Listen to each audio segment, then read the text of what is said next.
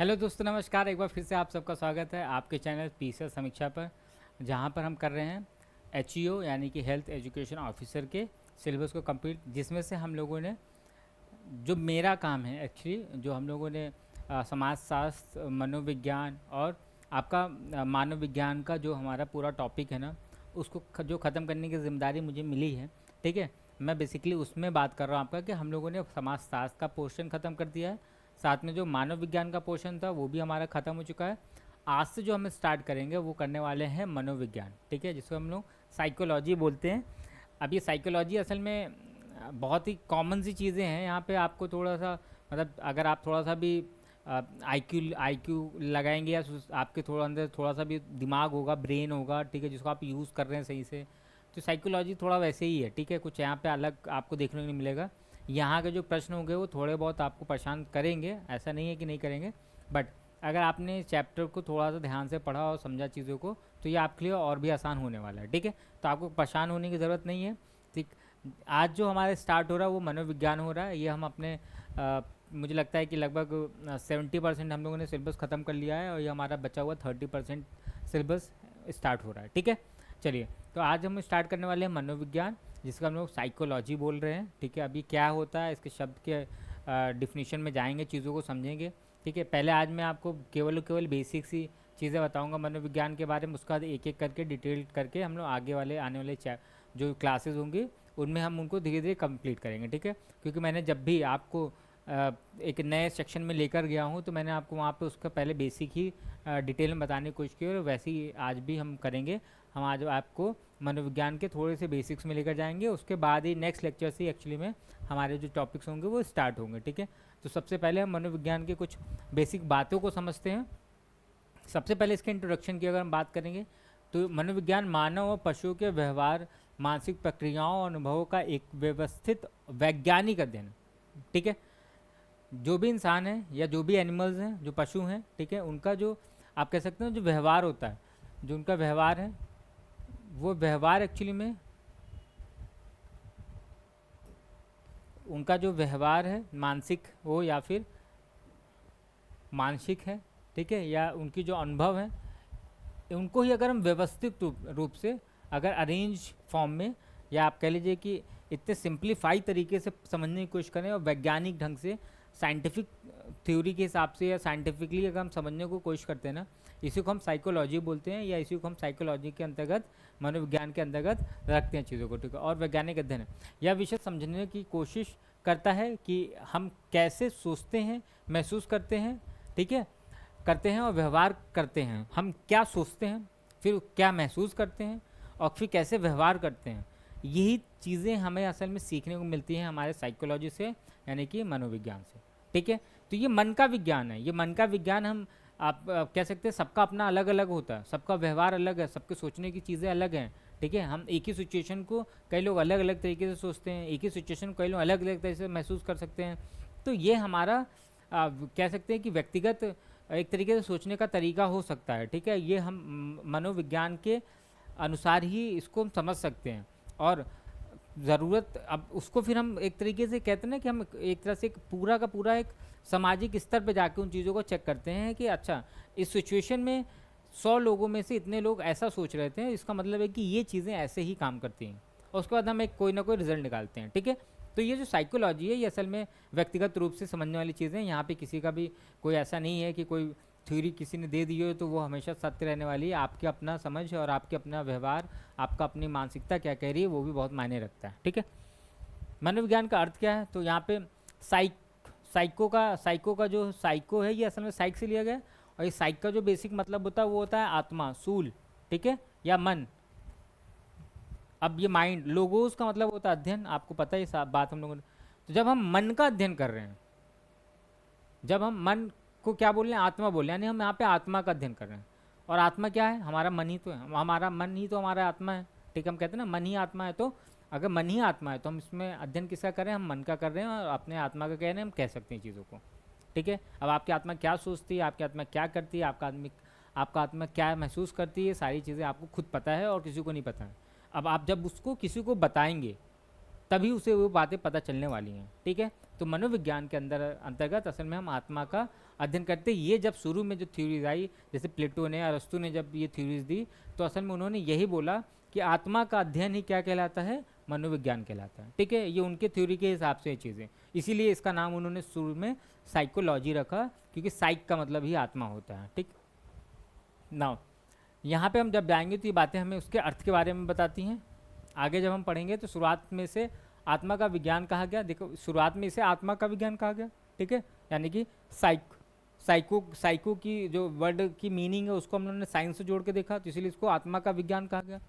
लेकिन समय के साथ इसकी परिभाषा बदल गई, और समय के साथ क्या परिभाषा बदली, पहले तो आत्मा का विज्ञान इसको, जब मैंने जैसे बोला ना, प्लेटो और अरस्तु जैसे जो दार्शनिक थे उन्होंने असल में इसको आत्मा का विज्ञान बोला, ठीक है। क्योंकि मन को हम आत्मा से जोड़ के देखते हैं, इसलिए उन्होंने बोला कि ये जो आत्मा का विज्ञान है, यानी आत्मा का व्यवहार क्या, आत्मा आपकी क्या सोचती है, कैसे रिएक्ट करती है, यही सारा का सारा विज्ञान आपका क्या कहलाएगा, साइकोलॉजी कहलाएगा, ठीक है। तो ये तो 16वीं सदी की बात है।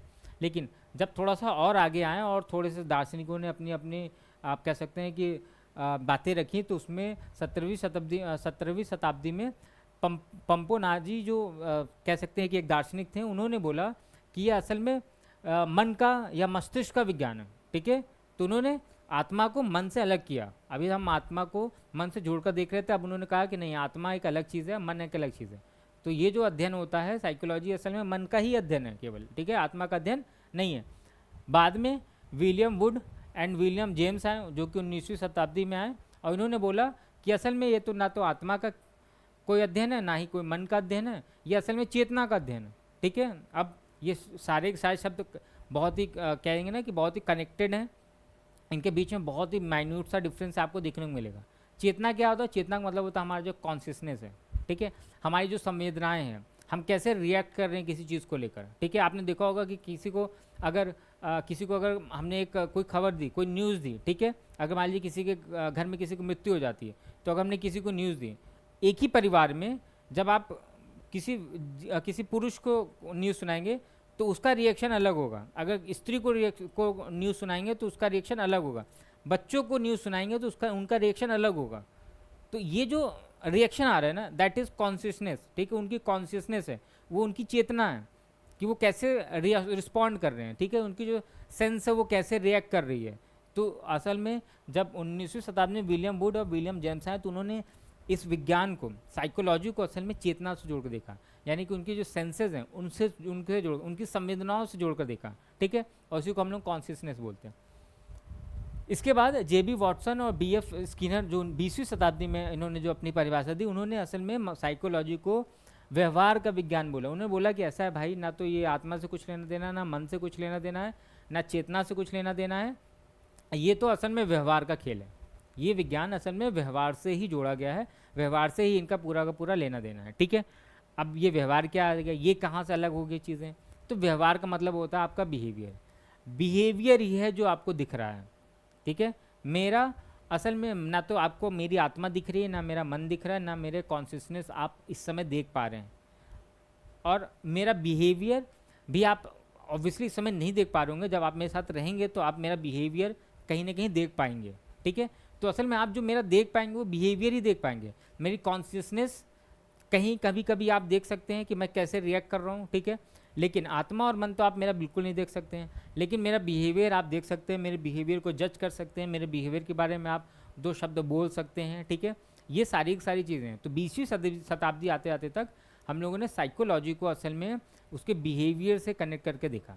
मनुष्यों का जो बिहेवियर है असल में वही उसका मनोविज्ञान है, वही उसकी साइकोलॉजी है, ठीक है। वो कैसे रिएक्ट कर रहा है, कैसे किसी बात को लेकर। अब आज के टाइम में आप देखिए, आज के टाइम में हमारा जो मनोविज्ञान है वो बहुत चीज़ें चेंज कर चुका है, ठीक है। आपने देखा होगा कि पहले मतलब अगर हम ज़्यादा नहीं, मुझे लगता है आज से 40 से 50 साल पहले जाएं तो लोगों के अंदर पेशेंस होता था, लोगों के अंदर पेशेंस था, धैर्य था, ठीक है। मैं मतलब या कोई भी समाज में अगर आप किसी को कोई 2 बातें अगर समझाते थे तो लोग सुनते थे, अब समझने की कोशिश करते थे, ठीक है। वो अच्छी बातें ही आप समझाते थे, कोई ऐसा नहीं कि कोई हमें कोई बुरी बातें समझा रहा होता, हमें समझाने वाले हमेशा अच्छी बातें ही समझा रहे होते हैं, ठीक है। लेकिन हम उसका कभी बुरा नहीं मानते थे। आज आप किसी एक छोटे बच्चे को भी जाके समझाइए अगर अच्छी बात, कहिए कि बेटा ऐसा है, ये आप धूम्रपान जो कर रहे हो थोड़ा सा साइड में जाके कर लो। आप उसे ये भी नहीं कह रहे हो कि धूम्रपान मत करो, आप बस उससे इतना कह दो कि बेटा ये जो धूम्रपान है वो साइड में जाके कर लो, मुझे आपके धुएं से प्रॉब्लम हो रही है, आप देखिएगा उसका जवाब क्या आने वाला है। ठीक है, ये जो है ना, ये असल में यही है, यही आपका व्यवहार है, ये जिसको हम आज जाके कनेक्ट करके देख रहे हैं। ठीक है, ये जो साइकोलॉजी जो चेंज हो रही है ना मानव के, जो अधैर्य वाली, जो इसमें जहाँ पे धैर्य खत्म होता जा रहा है, ठीक है, यही है आपका मनोविज्ञान। कैसे आपका आपका जो मन का जो विज्ञान है कैसे कैसे चेंज हो रहा है, कैसे कैसे हम चीज़ों को अलग तरीके से समझ रहे हैं या अलग तरीके से रिएक्ट कर रहे हैं, इसी को तो हम मनोविज्ञान बोल रहे हैं। ठीक है, तो अब हम इसको व्यवहार से जोड़कर देखते हैं, आपका बिहेवियर कैसा है, आप कैसे चीज़ों से रिएक्ट कर रहे हैं, कैसे आप चीज़ों से सामंजस्य बैठा रहे हैं, यही आपका क्या है, मनोविज्ञान कहलाएगा। ठीक है, फिर ये वुडवर्थ एक आए, वुडवर्थ के अनुसार मनोविज्ञान में सबसे पहले अपनी आत्मा का त्याग किया गया। सबसे पहले क्योंकि हमने आत्मा की बात की थी, तो हमने मनोविज्ञान में क्या किया, सबसे पहले आत्मा का त्याग कर दिया। ठीक है, क्योंकि आत्मा को तो हमने निकाल ही दिया। उसके बाद हमने मन का त्याग किया, उसके बाद मन का त्याग किया, क्योंकि मन की बात तो इन्होंने कही थी, पंपोनाजी ने। ठीक है, फिर अपनी चेतना खोई, फिर यहाँ पे चेतना की बात विलियम वुड ने की थी, तो उनकी भी बातों को हम लोगों ने नकार दिया, और फिर जाकर हमने और अब व्यवहार के ढंग को अपनाए हुए हैं। ठीक है, इसका मतलब है कि ये जो व्यवहार वाली बातें हैं इसको ही हम आज के टाइम में मनोविज्ञान से जोड़कर देख रहे हैं। ठीक है, तो ये सारी की सारी जो चीज़ें हैं ना, ये आपको असल में आपके मनोविज्ञान के बारे में बताने की कोशिश कर रही है कि कैसे आप इसको, पहले हम आत्मा से जोड़ के देखते थे, फिर हमने इसको मन से जोड़ा, फिर हमने इसको चेतना से जोड़ा, और फिर जाकर हम इसको मानव के व्यवहार में लेकर आए हुए हैं, और आज हम मानव के व्यवहार को ही असल में मनोविज्ञान के तौर पर देखते हैं। ठीक है, तो ये सारी की सारी बातें आपको ध्यान रखनी है, और यहाँ पे जो कुछ दार्शनिकों के नाम हैं वो याद रखना, उनकी जो थ्योरी हैं उनके बारे में याद रखना। मैंने बहुत शॉर्ट फॉर्म में यहाँ पे लिखा हुआ है, उनकी पूरी की पूरी थ्योरी नहीं लिखी, लेकिन हमने उस थ्योरी का जो आप कहते हैं निचोड़ है वो मैंने वहाँ पे लिखा हुआ है। ठीक है, नाउ दूसरी बात है मनोविज्ञान की विधियाँ। अब जब आप अपना सिलेबस खोल कर देखेंगे ना, तो देखिए मेरा, जब मैं आपको पढ़ाने के लिए PDF बनाने की तैयारी करता हूँ,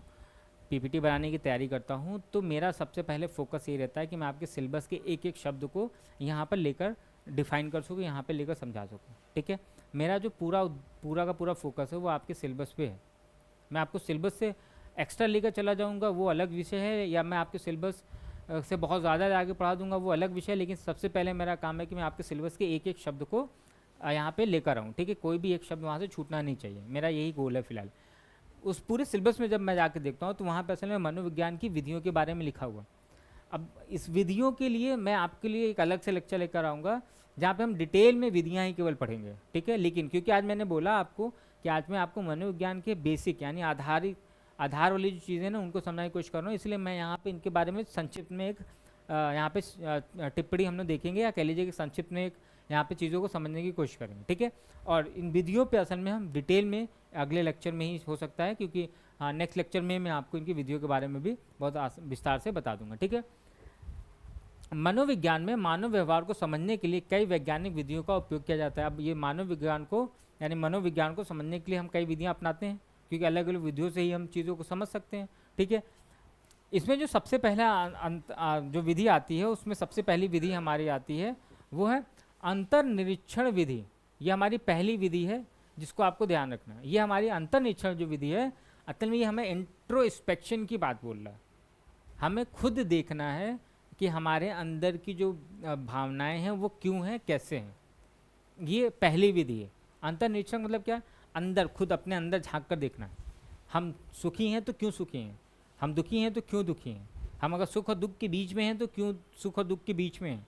ठीक है, हम आप कह सकते हैं कि हम अगर ना तो सुख महसूस कर पा रहे हैं ना दुख, तो हम ऐसे भी क्यों हैं। ये सारी की सारी चीज़ें हमें खुद सोचनी पड़ेगी, और जब हम अगर खुद सोच रहे हैं इसी विधि को हम बोलते हैं अंतर्निरीक्षण विधि। अब देखते हैं ये क्या कह रहा है।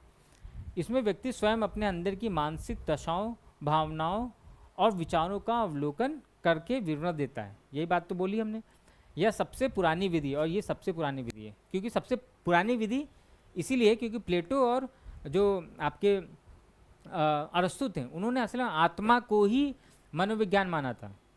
तो यहाँ पे आत्मा यानी कि हमें अंतर निरीक्षण तो हम आत्मा से ही करेंगे ना, इसीलिए मन से ही करेंगे ना, इसीलिए यहाँ पे ये बातें सबसे पुरानी विधि मानी जाती है। उदाहरण के तौर पे यहाँ पे कुछ दिया हुआ, जैसे यदि कोई व्यक्ति अचानक बहुत दुखी महसूस कर रहा है तो वह खुद एकांत में बैठकर सोचे कि उसे दुख क्यों हो रहा है और अपने मानसिक स्थिति की खुद ही विश्लेषण करें। ठीक है, अब आप बहुत दुखी हैं, आपका हो सकता है आपने कोई एग्ज़ाम दिया था, आपने रिजल्ट देखा और आप वहाँ पे असफलता की ओर आपने देखा कि आप असफल हो गए उसमें, तो आप बहुत दुखी हो गए हैं। तो अब आपको यहाँ पे क्या करना है, आपको अपना अंतर्निरीक्षण करना है। ठीक है, अब आप दुखी होंगे, ठीक है, हो सकता है दुखी हुए, बहुत लोग नहीं भी होते हैं। ठीक है, अगर आप दुखी हैं तो क्यों दुखी हैं ये आपको खुद सोचना पड़ेगा। ठीक है, आप फिर आप ये सोचेंगे कि अच्छा मैं यहाँ पे 5 सालों से तैयारी कर रहा था, 10 सालों से तैयारी कर रहा था, मेरा नहीं हुआ। ठीक है, वो बगल वाला क्या कहते हैं, मेरा दोस्त था या मेरा कोई रूममेट था या उसका, वो 2 सालों से तैयारी कर रहा था, उसका हो गया। तो आप दुखी किसकी वजह से हैं? आप क्या 10 सालों से नहीं हुआ इसलिए, या वो जो दोस्त जो 2 सालों में सिलेक्शन ले लिया उसकी वजह से दुखी हैं? ये आपका खुद का अंतर्निरीक्षण है। ठीक है, आप दुखी किस वजह से हैं ये आपको खुद निर्धारित करना पड़ेगा। ठीक है, तो ये असल में वो यही कहने की कोशिश कह रहा है यहाँ पर। दुख का कारण वैसे दूसरा वाला मुझे लगता है ज़्यादा हो जाता है। 10 सालों से मेरा सिलेक्शन नहीं हुआ, इस चीज़ का दुख मुझे कम होगा कंपेयर टू अगर मेरे जान पहचान में मेरे दोस्त का अगर 2 साल या 3 साल में हो जाता है तो उसका दुख एक अलग लेवल का दुख होता है। ठीक है, तो वो वहाँ पे बहुत क्लियर है, दूसरे वाला रीज़न सबसे ज़्यादा है। ठीक है, दुखी होने का। ये है हमारे पास विधि। दूसरी जो विधि आती है हमारे पास वो आती है बहिर्दर्शन या अवलोकन विधि। इसको हम बोलते हैं बहिर्दर्शन अवलोकन विधि। यहाँ पे क्या होगा, इसमें शोधकर्ता किसी दूसरे व्यक्ति या पशु के बाहरी व्यवहार का बिना किसी हस्तक्षेप के स्वाभाविक रूप से अध्ययन करता है। यहाँ पे अब आप दुखी हैं, आपका अध्ययन आपने तो कर लिया, दैट इज उसको हम लोगों ने अंतर्निरीक्षण विधि बोला। ठीक है, लेकिन अब आपके मन का अध्ययन अगर कोई दूसरा कर रहा हो और वो भी आपको बिना बताए, आप दुखी हैं, आपको कई दिनों से देख रहा है कि भैया ये तो काफ़ी दुखी है, क्यों दुखी है, आपका अंतर्निरीक्षण वो खुद कर रहा है, तो वो पता करेगा कि ये इसके लाइफ में क्या चल रहा है। वो गया, आपको उसने चेक किया, उसको पता चलेगा कि अच्छा इसका एक रिज़ल्ट आया हुआ है, इसका जो है सिलेक्शन नहीं हुआ है, अच्छा इसलिए दुखी है ये। फिर उसको पता चलेगा नहीं, वो इसलिए दुखी नहीं है, वो इसलिए दुखी है क्योंकि इसका ये लगभग 10 सालों से तैयारी कर रहा है, तो इसलिए दुखी है वो, क्योंकि 10 सालों के बाद भी इसका सिलेक्शन नहीं हुआ है। फिर वो और गहन अध्ययन करेगा और उसको पता चलेगा नहीं, दुखी तो वो इस वजह से भी नहीं है, दुखी तो वो इसलिए है क्योंकि उसके दोस्त का 2 साल के अंदर ही सिलेक्शन हो गया। तो ये जो है अब आप नहीं कर रहे हो, वो कोई दूसरा व्यक्ति कर रहा है। इसको हम लोग बोलते हैं बहिर्दर्शन या अवलोकन विधि। ठीक है, तो इस तरीके से आप चीज़ों को यहाँ पे समझ सकते हैं। ये है आपका बहिर्दर्शन अवलोकन विधि। इन सबको हम डिटेल में समझेंगे नेक्स्ट लेक्चर में। उदाहरण के तौर पर एक मनोवैज्ञानिक द्वारा किसी पार्क या खेल के मैदान में बच्चों को खेलते हुए देखना या नोट करना कि वे आपस में कैसे बात करते हैं, लड़ते हैं या सहयोग करते हैं, बिना बच्चों को यह बताए उन पर नज़र रखी जा रही है। ठीक है, तो ये जो मैंने उदाहरण बताया आपको, वो एक उदाहरण आप समझ सकते हैं। दूसरा एक उदाहरण यहाँ पे आपको यहाँ पे दिखाई दे रहा है कि कोई बच्चों का ये व्यवहार देखने की कोशिश हो रही है कि पार्क में जो बच्चे खेल रहे हैं वो आपस में कैसे व्यवहार कर रहे हैं। ठीक है, कैसे आपस में बात कर रहे हैं, तो कौन सी भाषा बोल रहे हैं। तो ये सारी जो वो कौन देख रहा है, वो कोई बाहर बैठा हुआ या उस पार्क में कहीं कोने में बैठा हुआ एक इंसान देख रहा है। ठीक है, लेकिन उन बच्चों को बिना बताए देख रहा है। ठीक है, इसको हम बोलते हैं बेसिकली अवलोकन विधि। ठीक है, इसको हम लोग अवलोकन विधि बोलते हैं। तो ये दूसरी विधि थी हमारी। तीसरी विधि है जिसको हम बोलते हैं प्रयोगात्मक विधि। अब यहाँ पे हम प्रैक्टिकली आएंगे। ठीक है, प्रैक्टिकली चीज़ों को देखने की कोशिश करेंगे। यह सबसे प्रामाणिक और वैज्ञानिक विधि है। प्रामाणिक इसीलिए क्योंकि प्रैक्टिकली हमने देखा है, और वैज्ञानिक भी है। इसमें नियंत्रित परिस्थितियों में चरों के प्रभाव का अध्ययन किया जाता है। उदाहरण के तौर पर यह जांचने के लिए कि क्या तेज संगीत सुनने से पढ़ाई की एकाग्रता कम होती है। अब ठीक है, यहाँ पे हम क्या करेंगे, हम बिल्कुल यहाँ पे प्रैक्टिकल एक्सपेरिमेंटल मेथड के तौर के साथ जाएंगे यहाँ पे। ठीक है, कोई देखना देखनी नहीं, कुछ नहीं। हमें यहाँ पे क्या करना है, कुछ लोगों को पकड़ना है, उनके साथ एक्सपेरिमेंट करना है। ठीक है, एक्सपेरिमेंट करके हमें देखना है कि आखिर क्या हो रहा है, उस एक्सपेरिमेंट का रिजल्ट क्या आ रहा है। जैसे यहाँ पे एक एक्सपेरिमेंट हमने किया, क्या किया हमने, क्या यार जांचने के लिए कि क्या तेज संगीत सुनने से पढ़ाई की एकाग्रता कम होती है। तो इसके लिए हमें क्या करना है, अगर हमें ये पता करना है कि क्या लाउड म्यूज़िक से पढ़ाई की एकाग्रता ख़त्म होती है, तो हमने क्या किया, जैसे 10 बच्चों का 2 ग्रुप बनाया। एक को एक शांत वातावरण दिया, बिना म्यूज़िक का पढ़ने के लिए बोला, और कुछ बच्चों को हमने पढ़ने को बोला और साथ साथ में उनको एक लाउड म्यूज़िक भी पकड़ा दिया, उनके ईयरफोन दे दिए। ठीक है, संगीत सुनो और पढ़ाई करो, और देखेंगे कि किसकी एकाग्रता भंग हो रही है और किसका रिजल्ट ज़्यादा बेहतर आ रहा है। वहीं इसी को हम बोलते हैं प्रयोगात्मक विधि। को अलग अलग कमरे में बैठाया जाता है। एक शांत माहौल है, दूसरे में तेज़ संगीत है। फिर दोनों के टेस्ट स्कोर की तुलना की जाती है। वही बात हो गई। ठीक है, दोनों को पढ़ने को बोला गया, दोनों को अलग अलग माहौल दिया गया, अलग अलग उनके दशाएं दी गई और देखा गया कि रिज़ल्ट किसका अच्छा आएगा। तो अब यहाँ पे रिज़ल्ट नहीं पता किसका अच्छा आएगा। हो सकता है रिज़ल्ट ज़्यादा संगीत में पढ़ने वालों का ही रिजल्ट अच्छा आ गया हो, ठीक है, लेकिन हम यहाँ पे कुछ नहीं कह सकते हैं, ठीक है। एकाग्रता किसकी किसकी वजह से है, किसकी वजह से नहीं है। कई लोगों को म्यूज़िक लगा कर ही पढ़ना पसंद आता है, कई लोगों को म्यूज़िक सुनते हुए ही कई बहुत से काम करने अच्छे लगते हैं, या वो अच्छा काम कर पाते हैं। तो वो रिजल्ट क्या है उसकी बात नहीं है, बात ये है कि विधि क्या है, विधि क्या है, प्रयोगात्मक विधि है, ठीक है। नेक्स्ट क्या है, जीवन इतिहास विधि। अब इसमें जीवन इतिहास विधि में क्या है, ये आपके बैकग्राउंड में जाएंगे, आपके पास्ट लाइफ में जाएंगे, चीज़ों को पास्ट लाइफ में जाके आपके व्यवहार को समझने की कोशिश करेंगे कि व्यवहारिक तौर पे इनके पूर्वज कैसे थे, इनके पिताजी कैसे थे, ये कैसे हैं व्यवहारिक तौर पे, पहले कैसे थे, ठीक है। पहले ये जब छोटे थे तो इनका व्यवहार क्या था, ये जब जवान हुए तो इनका व्यवहार कैसा था, अब ये बूढ़े हो गए, इनका व्यवहार कैसा है, ठीक है। तो ऐसे ही जब हम जाएंगे तो हम क्या कर रहे हैं, हम उनके जीवन इतिहास में जा रहे हैं। जब जीवन इतिहास में जाएंगे उसी को हम लोग बोलते हैं जीवन इतिहास विधि। इसका उपयोग किसी व्यक्ति के असाधारण या समस्याग्रस्त व्यवहार के कारणों को जानने के लिए, उसके अतीत, परिवार और पृष्ठभूमि का गहराई से अध्ययन करने के लिए किया जाता है, ठीक है। ये है जीवन इतिहास विधि, ठीक ना। अगला जो विधि आती है इसको हम बोलते हैं सर्वेक्षण विधि। प्रश्नावली या साक्षात्कार के माध्यम से एक बड़े समूह के विचारों, दृष्टिकोणों या व्यवहारों का डेटा इकट्ठा किया जाता है। अब सर्वेक्षण मतलब आपको पता है, सर्वे करते हैं हम लोग, ठीक है। जैसे अभी जनगणना चल रही है, जनगणना की शुरुआत हो चुकी है, तो अब जनगणना की जब शुरुआत हो चुकी है तो क्या एक सर्वे ही तो है। यहाँ पे क्या जाते हैं, यहाँ पे सामने जाके आपके घर घर जाके आपका पूरा डिटेल भरा जाएगा, आपके पूरे परिवार में कितने सदस्य हैं, उनका नाम लिखा जाएगा, उनकी एज लिखी जाएगी, उनका जेंडर क्या है वो लिखा जाएगा, ठीक है। कौन क्या करता है ये लिखा जाएगा, आपका धर्म क्या है ये लिखा जाएगा। तो क्या हो रही है, सर्वे तो हो रहा है, एक तरह का सर्वे ही, एक सर्वेक्षण ही तो है एक तरह का, ठीक है। यहाँ पे हम क्या करने की कोशिश कर रहे हैं, हम कुछ चीज़ों को एक डेटा के थ्रू समझने की कोशिश करेंगे, ठीक है। उदाहरण के तौर पर यह जानने के लिए कि युवाओं में सोशल मीडिया रील्स देखने की लत कितनी बढ़ गई है, गूगल फॉर्म या प्रश्नावली तैयार करके 1000 छात्रों से उनके स्क्रीन टाइम का डाटा इकट्ठा करना है। आप जैसे आपको पता करना है कि कितने लोग रील्स ज़्यादा देखते हैं, ठीक है, कितने लोग रील्स 10 घंटे देखते हैं, कितने लोग 8 घंटे देखते हैं, 5 घंटे। आप एक गूगल फॉर्म बनाइए, गूगल फॉर्म बना के लगभग हज़ार लोगों को सेंड कीजिए। जब वो अपना डेटा भरेंगे तो आपको आइडिया लग जाएगा कि कौन कितने घंटे यूज़ करता है, किसकी एज क्या है, वो कितने, इस एज वाले कितने घंटे यूज़ कर रहे हैं, या इस मानसिकता के लोग कितने घंटे यूज़ कर रहे हैं। ऐसे करके चीज़ें आपको देखने को मिल जाएगी। कॉलेज के बच्चे इतने घंटे यूज़ कर रहे हैं, एक कंपटीशन की तैयारी करने वाले बच्चा इतने घंटे रील्स यूज़ कर रहा है, ठीक है। ये एक पूरा का पूरा डेटा आपको यहाँ पे मिल जाएगा। तो इसको ही हम लोग क्या बोलेंगे, सर्वेक्षण विधि बोलेंगे, सर्वे मेथड बोलते हैं, ठीक है। तो यहाँ पे आपको ये सारी चीज़ें यहाँ पे देखने को मिलती हैं।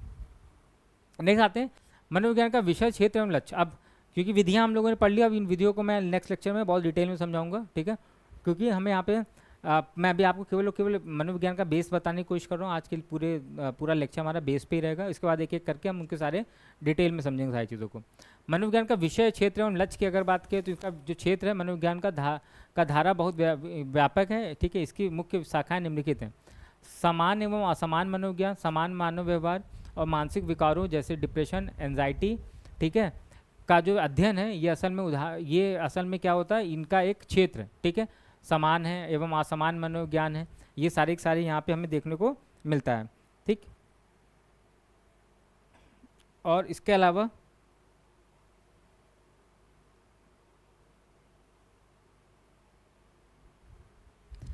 हाँ, समान एवं असमान मनोविज्ञान, ठीक है। ये आपका यहाँ पे उदाहरण के तौर पे एक समान व्यक्ति तनाव में कैसे काम करता है, ठीक है। एक सामान्य व्यक्ति तनाव में कैसे काम करता है, ठीक है। बनाम एक ओसीडी, ठीक है।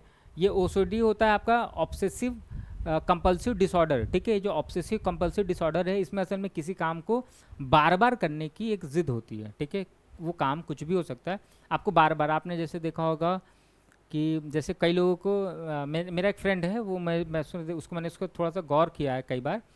वो क्या करेगा, जब भी हाथ पाँव धोएगा ना, तो हाथ पाँव धोने के बाद वो क्या करता है, वो बार बार पैर और हाथ को क्या करता है, ऐसे मतलब बार बार साफ़ करने की कोशिश करता है, ठीक है। जबकि वो अभी हाथ पाँव धो के आया है, लेकिन बार बार फिर भी उसको बार बार साफ़ करने की कोशिश करेगा, और उसको कुछ थोड़ा सा लगेगा ना, तो वो फिर से जाएगा और फिर से हाथ पर धो के आएगा और फिर से साफ़ करने की कोशिश करेगा। ऐसे वो कम से कम 4-5 बार करेगा, तब जाकर उसको लगता है कि उसका हाथ साफ़ हुआ, ठीक है। तो ऐसे वो, इसको हम लोग बोलते हैं ऑब्सेसिव कंपल्सिव डिसऑर्डर। यहाँ पे वो किसी भी चीज़ को रिपीट करने की आदत हो जाती है। ऐसा नहीं है कि उसको वो डर है कि वो उसको गंदगी रह गई हाथ में, ऐसा नहीं है। उसको असल में उस चीज़ों को रिपीट करने की आदत हो गई है। वो 4 बार 5 बार हाथ पैर को धोएगा ही धोएगा, ठीक है। तो इसको ही बोलते हैं ऑब्सेसिव कंपल्सिव डिसऑर्डर के साथ, इसको ओसीडी बोलते हैं, ठीक है। तो ये बात आपको याद रखनी है। बार बार हाथ धोना, ये बार बार हाथ धोना सही है, ये बात मैं यहाँ पे इसने ज़रूर यहाँ पे ज़रूर लिखा, लेकिन ये ऑब्सेसिव कंपल्सिव डिसऑर्डर जो होता है ना, ये असल में ये बात किसी भी चीज़ को रिपीट करने के लिए हो सकती है, ठीक है। ऐसा नहीं है कि केवल हाथ बार बार धोने, हाथ ही दोबारा धोना नहीं है, ठीक है। आप किसी भी चीज़ को अगर बार बार रिपीट कर रहे हैं, किसी भी काम को, ठीक है, आप एक शब्द को बार बार बोल रहे हैं, that is obsessive compulsive disorder, ठीक है। आप किसी को किसी भी क्या कहते हैं, किसी भी चीज़ को बार बार लिख रहे हैं, तो वो भी आपके OCD में आएगा। तो ये बातें आपको समझनी है, इसका स्कोप है, ये सारी चीज़ें हम लोगों ने देख ली यहाँ पे ना। नेक्स्ट हमारे पास आता है बाल विकासात्मक मनोविज्ञान। जन्म से लेकर वृद्धावस्था तक मनुष्य में होने वाले शारीरिक और मानसिक विकास का अध्ययन करना भी एक मनोविज्ञान के अंतर्गत आता है। उदाहरण तौर पर यह अध्ययन करना है कि 1 से 2 साल का बच्चा भाषा कैसे सीखता है और एक 15 साल का किशोर के व्यवहार में हार्मोनल बदलाव के कारण क्या चिड़चिड़ापन आता है, ठीक है। तो ये क्या है, एक बच्चे से बाल्यावस्था से लेकर वृद्धावस्था तक का पूरा अध्ययन कर रहे हैं, ठीक है। शिक्षा मनोविज्ञान होता है, शिक्षक और सीखने की प्रक्रियाओं को बेहतर बनाने के लिए सिद्धांतों का अनुप्रयोग, ठीक है। कक्षा में कमज़ोर बच्चों को सिखाने के लिए खेल विधि या दृश्य या श्रव्य साधनों का उपयोग कैसे किया जाए, इसका खाका तैयार करना, ये सारा शिक्षा मनोविज्ञान के अंतर्गत आता है, ठीक है। कोई बच्चा है जिसे आप आसानी से कोई चीज़ें नहीं समझा पा रहे, तो आप उसके लिए क्या करेंगे, कुछ विजुअल चीज़ें लेकर आएंगे जिसको वो देख कर समझ सकता है।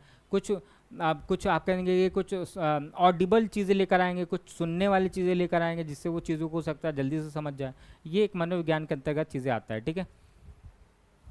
एजुकेशनल साइकोलॉजी इसको बोलते हैं। फिर आता है सामाजिक मनोविज्ञान। समाज या समूह में व्यक्ति के व्यवहार और एक दूसरे पर पड़ने वाले प्रभाव का अध्ययन भी हमारा मनोविज्ञान के अंतर्गत होता है, ठीक है। उदाहरण के तौर पर यह समझना कि भीड़ का हिस्सा होने पर कोई व्यक्ति कानून क्यों हाथ में ले लेता है, या कोई विज्ञापन समाज के लोगों की पसंद को कैसे प्रभावित करता है। अब आप भी अगर 10 लोगों के साथ भीड़ में चल रहे हैं, तो आप किसी को भी जाते हैं और मार पीट के चले आते हैं, क्योंकि आपको पता है कि भीड़ है, भीड़ में किसी का नाम नहीं आता कभी, ठीक है। भीड़ का मतलब भीड़ होता है, तो आप निडर होते हैं, इसलिए आपका व्यवहार वहाँ पे चेंज हो जाता है, ठीक है। वही अगर आपको अकेले बोल दिया जाए तो आप वहाँ से कहीं ना कहीं बचने की कोशिश करते हैं, ठीक है। ऐसे ही हम जो एड्स की बात करते हैं, जो ऐड आपकी टीवी पे या आपके मोबाइल में आपने आजकल जो फेसबुक पे या जिस भी सोशल मीडिया पे आप देखते हैं, वो क्या करता है, आपको कैसे इफेक्ट करता है, उसके बारे ये सारे के सारे एक मनोविज्ञान के अंतर्गत चीज़ें आती हैं, ठीक है। औद्योगिक एवं संगठनात्मक मनोविज्ञान। कार्यस्थल पर कर्मचारियों के व्यवहार और कार्य कुशलता को सुधारने का अध्ययन। अब कैसे होगा, जैसे आपने देखा होगा कि कई फैक्ट्रियाँ करती हैं, अपने क्या कहते हैं, जो कर्मचारी होते हैं उनको इंसेंटिव्स देते हैं, ठीक है। इंसेंटिव क्यों दे रहे हैं, ताकि वो आगे और बेहतर काम करें, क्योंकि जब आप उनको इंसेंटिव देते हैं तो उनके काम करने की जो कह सकते हैं ना कि एक इच्छा होती है, वो और प्रबल होती है कि नहीं हम आगे और अच्छा करेंगे ताकि हमें और इंसेंटिव मिले।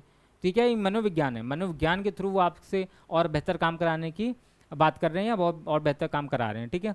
किसी कंपनी के कर्मचारियों को दिवाली बोनस, बेस्ट एम्प्लॉय का अवार्ड देकर उनके कार्य क्षमता को बढ़ाना, ठीक है। वही बात है, आप चाहे उनको अवार्ड के थ्रू मोटिवेट करें और या फिर आप उनको किसी धनराशि या अलग से इनाम देकर कोशिश कर सकते हैं। मनोविज्ञान के लक्ष्य, ठीक है। मनोविज्ञान के क्या लक्ष्य? मनोविज्ञान के मुख्य रूप से 4 लक्ष्य होते हैं। पहला वर्णन करना, व्यवहार कैसा है उसे सटीक रूप से समझना और रिकॉर्ड करना, ये पहला लक्ष्य होता है। एक डॉक्टर या मनोवैज्ञानिक यह नोट करता है कि एक छात्र परीक्षा के दिनों में बार बार नाखून काटता है या चबाता है, ठीक है, चबाता है और पैर हिलाता है। ये तो बहुत कॉमन है, ठीक है। आपने देखा होगा कि एग्ज़ाम के टाइम में या आप जब एग्ज़ाम हॉल में बैठे होते हैं तो आपने देखा होगा बहुत से बच्चे नाखून चबाते रहते हैं, ठीक है। उनका पैर क्या होगा, हिलता रहेगा हमेशा। ये क्या है, ये मनोविज्ञान के अंतर्गत ही समझने की कोशिश करते हैं वो असल में क्यों हो रहा होता है, क्योंकि उस समय वो थोड़ा सा घबराया हुआ होता है, उसके ऊपर प्रेशर होता है एग्ज़ाम को लेकर, ठीक है, राइटिंग को लेकर, लिखने को लेकर, ठीक है, कैसे क्या लिखना है उसको लेकर। तो इसलिए उसके क्या होते हैं, वो एक जो साइकोलॉजिकली क्या होता है, उसका पैर हिलता है या फिर वो उंगलियों से अपने नाखूनों को क्या करेगा, चबाएगा। तो ये उसका एक प्रभाव होता है एग्ज़ाम का, ठीक है। व्याख्या करना होता है, वर्णन करना होता है, व्याख्या करना, वह व्यवहार क्यों हो रहा है इसका व्याख्या भी करेगा। मनोविज्ञान का लक्ष्य क्या है, पहले तो वर्णन करना, वर्णन किया गया, व्याख्या करेगा क्यों ऐसा हो रहा है, उसके पीछे कारणों को खोजेगा। मनोविज्ञान इसके पीछे कारण खोजता है कि छात्र ऐसा परीक्षा के अत्यधिक डर और डिप्रेशन के कारण कर रहा है। वही बात हुई कि परीक्षा के प्रेशर या डिप्रेशन के कारण हो रहा है, ठीक है, डर के कारण हो रहा है। फिर पूर्वानुमान लगाना, भूतकाल के व्यवहार के आधार पर यह अनुमान लगाना कि व्यक्ति भविष्य में वैसे ही स्थिति में कैसा व्यवहार करेगा। तो इससे ये अनुमान लग जाता है कि जब भी इसके ऊपर प्रेशर आएगा, इस छात्र के ऊपर या इस बच्चे के ऊपर या इस व्यक्ति के ऊपर, तो ये प्रेशर में ऐसा ही बिहेव करेगा, ऐसे ही नाखूनों को चबाएगा, ऐसे ही उसके पैर हिलेंगे, ऐसे ही इसके हाथ हिलेंगे, ठीक है। ये उनका पूर्वानुमान है। यह अनुमान लगाना कि यदि इस छात्र ने अपने एंजाइटी पर काबू नहीं पाया तो वह मुख्य परीक्षा के दिन घबराहट में आते हुए उत्तर भी गलत कर देगा। और अगर ऐसा हुआ तो क्या होगा कि जब भी वो अगर मान लो कि किसी और एग्ज़ाम में बैठेगा या उसी के मुख्य परीक्षाओं में बैठेगा, तो बेसिकली क्या होगा, हो सकता है कि वो घबरा कर डिप्रेशन में आकर आते हुए आंसर को भी गलत कर दे या आते हुए आंसर को भी छोड़कर चला आएगा। ठीक है। नियंत्रण और परिवर्तन करना, अवांछित या नुकसानदेह व्यवहार को सुधारना और सकारात्मक बदलाव लाना। और जब हमें प्रॉब्लम पता है तो हमें उसको सुधारना है और उसके अंदर एक सकारात्मक व्यवहार लेकर आना पड़ेगा। काउंसलिंग करेगा, कैसे काउंसलिंग करेंगे? थेरेपी के माध्यम से छात्र को स्ट्रेस मैनेजमेंट सिखाना, ताकि वह परीक्षा के दौरान शांत रहकर बेहतर प्रदर्शन कर सके।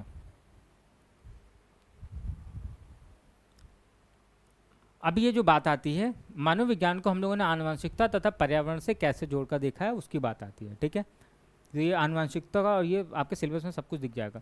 मानव के विकास और उसके व्यक्तित्व के निर्माण में इन दोनों तत्वों का परस्पर क्रिया सबसे महत्वपूर्ण होती है। आनुवंशिकता की अगर बात करें तो माता पिता या पूर्वजों से बच्चों का जन्म के समय मिलने वाली शारीरिक और मानसिक गुण या एक स्थिर संरचना है। मनोविज्ञान आपके पूर्वज भी डिसाइड करते हैं, क्योंकि आपके पूर्वज से ही आपका निर्माण हुआ है, आपके माता पिता से ही आपका निर्माण हुआ है। तो उनकी साइकोलॉजी और आपकी साइकोलॉजी में कहीं ना कहीं अंतर भी हो सकता है, लेकिन ज़्यादातर चीज़ संभावना है कि एक जैसी साइकोलॉजी के साथ आप कहीं ना कहीं दिखाई देते हैं। ठीक है, वो जन्म के समय पे पता नहीं चलता, लेकिन साथ साथ में रहते रहते भी कहीं ना कहीं मनोविज्ञान आपका उनसे मैच हो जाता है। हो सकता है आप उनसे बहुत अलग हुए हो पैदा, लेकिन उनके साथ रहते रहते उनके विचार आपके भी विचार बन जाते हैं। ठीक है, तो आपका स्वभाव उनका स्वभाव लगभग एक जैसा हो जाता है। उदाहरण के तौर पर बच्चों की आँखों का रंग, जैसे नीली आँखें, बालों का घुंघराला होना, उसके शारीरिक लंबाई या उसके बुद्धि का बुनियादी स्तर जो उसे माता पिता के जीन से मिले हैं, ये तो चीज़ें आपको मिलेंगी ही मिलेंगी। आपकी आँखों का रंग, आपके बालों का रंग, आपके त्वचा का रंग, आपका क्या कहते हैं जो मैंने बोला ना, एक शुरुआती जो आपका व्यवहार है, वो कहीं ना कहीं आपके माता पिता से ही आपको मिलने वाला है। ठीक है, तो ये आपके आनुवंशिकता के अंतर्गत मनोविज्ञान की बात होती है। इसके साथ साथ पर्यावरण भी आपके मनोविज्ञान को कहीं ना कहीं निर्धारित करता है। जन्म के बाद व्यक्ति को मिलने वाला भौतिक, सामाजिक और पारिवारिक और सांस्कृतिक वातावरण यह एक गतिशील कारक है। तो ये भी एक मनोविज्ञान का कारक है। पर्यावरण भी आपका कहीं ना कहीं निर्माण करती है आपके मनोविज्ञान का, या आप कह सकते हैं कि आपके मनोविज्ञान को निर्धारित करती है।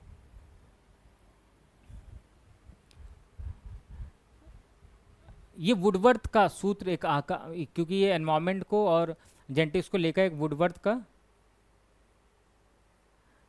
का एक सूत्र आया, जिसमें उन्होंने बोला कि विकास आनुवंशिकता और पर्यावरण का योगफल नहीं बल्कि उनका गुणनफल है। दोनों को एक दूसरे से अलग नहीं किया जा सकता। उन्होंने बोला कि जो डेवलपमेंट होता है ये असल में जेनेटिक्स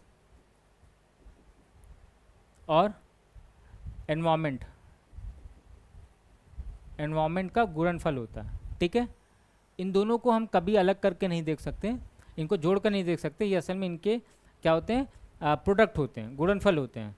उदाहरण के तौर पर यदि एक बच्चे के पास महान वैज्ञानिक बनने के उत्कृष्ट जीन्स हैं, यानी कि कोई बच्चा है जो कि जिसके फादर या मदर दोनों बहुत ही फेमस साइंटिस्ट हैं, मान लेते हैं। ठीक है, तो जब बच्चा पैदा होगा तो उसके जीन में साइंटिस्ट तो है, लेकिन अगर हम उस बच्चे को वो वातावरण ही ना दें, वो पर्यावरण ही ना दें, जीन्स ने तो अपना काम कर लिया, आनुवंशिकता ने अपना काम कर लिया, उस बच्चे के अंदर जीन्स हैं बिल्कुल नासा के साइंटिस्ट वाले, लेकिन हमने पैदा होते ही उस बच्चे को एक अंधेरे कमरे में रख दिया। ठीक है, हमने उस बच्चे को ऐसा पर्यावरण ही नहीं दिया कि वो साइंस के बारे में कुछ भी समझ सके, तो क्या वो एक साइंटिस्ट बन जाएगा? नहीं बन सकता। तो कहने का मतलब ये है कि विकास जो मनोविज्ञान का विकास है, जो ये मन का जो विज्ञान है, जो मन का जो विकास है, इसका कहीं ना कहीं जेनेटिक्स और आपके पर्यावरण यानी कि एनवायरनमेंट दोनों का ही लेना देना है। ठीक है, आप किसी एक को भी यहाँ पे इग्नोर नहीं कर सकते। इसका पूरा का पूरा कहने का मतलब ये है, ये वुडवर्थ का फॉर्मूला है। अब प्रत्यक्षीकरण का अर्थ एवं नियम क्या है, ये देखना है। प्रत्यक्षीकरण का अर्थ क्या है? जब हमारी ज्ञानेंद्रियाँ आँख, कान, नाक आदि पर्यावरण से अधिक उद्दीपक को ग्रहण करती हैं तो उसे संवेदना कहते हैं। ठीक है, जब हम उस संवेदना को कोई नाम या अर्थ दे देते हैं तो वह प्रत्यक्षीकरण बन जाता है। ठीक है, जैसे रात में अचानक कोई तेज़ आवाज़ सुनना सिर्फ एक संवेदना है। आपने आवाज़ को सुना, वो आपकी संवेदना है, क्योंकि आपने कानों से उसकी आवाज़ को सुना, लेकिन आपने उस आवाज़ को पहचान लिया, वो प्रत्यक्षीकरण हो गया।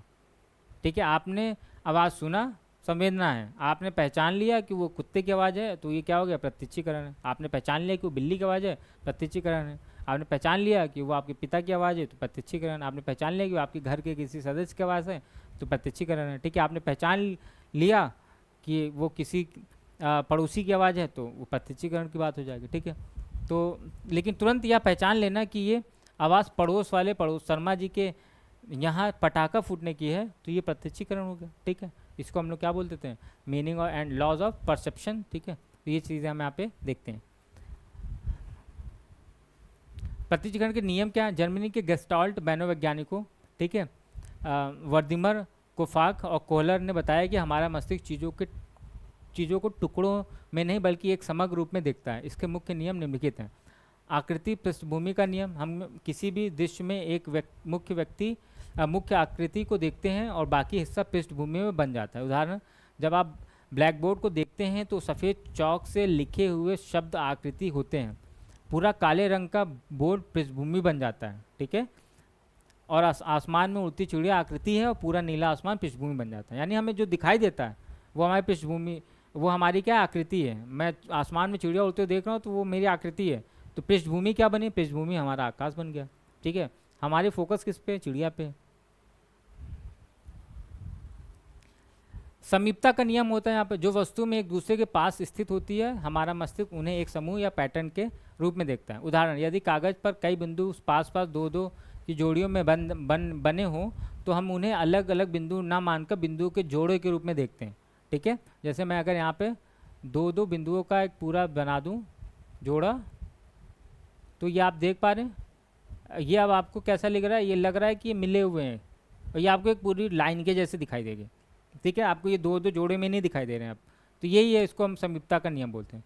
समानता का नियम, एक जैसी दिखने वाली वस्तुओं जैसे रंग, आकार या रूप में समान को हम स्वतः ही एक समूह का हिस्सा मान लेते हैं। ठीक है, अब एक जैसी समान है वस्तु देखने को तो हमको एक जैसे एक मैदान में लाल और हरी शर्ट पहने हुए कई लोगों को मिक्स खड़े हो तो हमारा दिमाग तुरंत लाल शर्ट वालों को एक अलग ग्रुप और हरे शर्ट वालों को एक अलग ग्रुप में वर्गीकृत कर लेता है। ठीक है, अलग अलग रंग के व्यक्ति हैं कपड़ा पहने हुए तो वो अलग अलग ग्रुप में हम उनको देखने की कोशिश करते हैं। ठीक है, हमें लगेगा कि ये लाल वाले अलग ग्रुप के हैं और हरे वाले अलग ग्रुप के हैं, ये येलो वाले अलग ग्रुप के हैं। ठीक है, हालांकि हो भी सकते हैं वो अलग ही ग्रुप के हों, वो बात की बात है। निरंतरता का नियम, हमारा मस्तिष्क क्योंकि एक जगह पे इतने एक ही कलर के कपड़े क्यों पहन के आए हैं भाई, अगर वो अलग अलग हैं तो अलग अलग दिखे ना, अलग अलग कलर पहन के आए। ठीक है, अब अगर एक भीड़ में ज़्यादातर लोगों ने लाल पहना हुआ है, ज़्यादातर लोगों ने पीला पहना हुआ है, तो जायज़ बात है वो एक ही समूह के होंगे, बट वो बात की बात है। निरंतरता का नियम की बात करते हैं, ये हमारा मस्तिष्क कौन रेखाओं या पैटर्न को प्राथमिकता देता है जो एक सहज निरंतर दिशा में आगे बढ़ती हैं। उदाहरण, एक दूसरे को काटते हुए दो लहरदार रेखाओं को हम चार अलग अलग टुकड़े ना मानकर दो लंबी बहती हुई निरंतर रेखाओं के रूप में देखते हैं। ठीक है, नेक्स्ट आता है हमारे पास पूर्तिकरण या बंद करने का नियम। यदि किसी आकृति में कुछ कमी या खाली स्थान हो तो हमारा दिमाग स्वचालित रूप से उस खाली जगह को भरकर उसे एक पूरी आकृति के रूप में देखा है। ठीक है,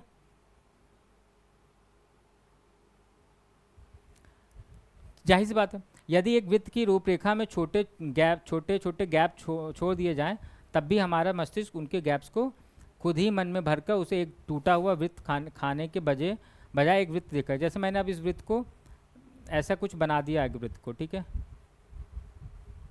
अब आप देखिए, तो अब हमारा जो मस्तिष्क होगा इसको ये टूटे हुए वृत्त के जैसे नहीं, वो इसको कैसे देखेगा, वो देखेगा कि भैया ये पूरा वृत्त ही है। ठीक है, तो ये है, इसको हम पूर्तिकरण या बंद करने का नियम कहते हैं। तो ये है हमारे पास लॉ ऑफ प्रॉक्सिमिटी, ये सारी चीज़ें हम लोगों ने यहाँ पे देख ली। ठीक है, चलिए, तो ये है आज हमारा बेसिक, केवल मैंने आज आपको मनोविज्ञान के आधार के बारे में बात की, मनोविज्ञान किसे कहते हैं उसके बारे में बात की। आपको मैंने अभी आज कुछ भी डिटेल में नहीं पढ़ाया, ये केवल और केवल लेक्चर हमने केवल और केवल बेसिकली आप कह सकते हैं कि बेसिक समझने की कोशिश की है मनोविज्ञान की, साइकोलॉजी की। ठीक है, उसमें जो भी शब्द है छोटे छोटे उनको हम लोगों ने समझने की कोशिश की है। अब एक एक करके हम इनको पूरे डिटेल में जो भी इनके शब्द हैं उनको समझने की कोशिश करेंगे। नेक्स्ट लेक्चर में हम पहले विधियाँ समझेंगे, मनोविज्ञान की कौन कौन सी विधियाँ हैं। ठीक है, उसके बाद हम आगे का जो भी उसमें टॉपिक होगा वो समझने की कोशिश करेंगे। तो आप लोग अपने जो भी टेस्ट हो रहे हैं या फिर जो भी आप क्यूज दे रहे हो, सॉल्व कर रहे हो, ठीक है, और जो भी आपको टारगेट दिए जा रहे हैं आप उन टारगेट्स को पूरा करिए और उन टारगेट्स को बेसिकली और बार बार रिवाइज़ भी करते रहिए, जो भी टारगेट आपको मिल रहा है, जो भी टॉपिक मिल रहा है उनको रिवाइज़ भी करते रहिए, ठीक है, ताकि आपकी तैयारी ज़्यादा बेहतर से बेहतर हो सके, ठीक है। तो आज आपका इस क्लास से सेशन से जुड़ने के लिए बहुत बहुत धन्यवाद, ठीक है। चलिए मिलते हैं अगले लेक्चर में।